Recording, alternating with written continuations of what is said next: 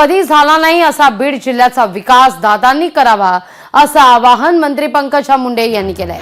त्याचबरोबर बीडमध्ये सलोखा असून जातीपातीचं राजकारण करणाऱ्यांनाही त्यांनी इशारा दिलेला आहे। बीड जिल्ह्यातील जातींना बदनाम करू नका असं पंकजा मुंडे म्हणतात।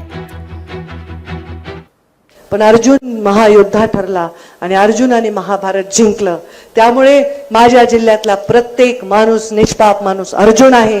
उगी 4 गोष्टींमुळे 4 पोरांमुळे माझ्या जिल्ह्याला बदनाम करू नका, माझ्या जिल्ह्यातल्या जातींना बदनाम करू नका, माझ्याही जातीला बदनाम करू नका। आम्ही एकमेकांसाठी धावणारे लोक आहोत, एकमेकांसाठी कष्ट करणारे लोक आहोत। ह्याच्यावर पोळी भाजणारे माणसं आम्ही नाहीच, कारण आम्ही सत्ता कधी चाखलीच नाही। खूप कमी सत्तेमध्ये खूप मोठं नाव कमवणाऱ्या गोपीनाथ मुंडेंची मी मुलगी आहे। दादा, आयुष्यात नाही वाटलं असं कॉम्बिनेशन झालंय।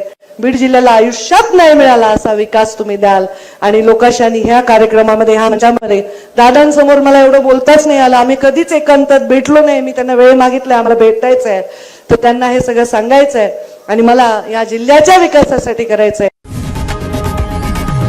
लोकशाही मराठी ऐका, पहा, जागरूक रहा।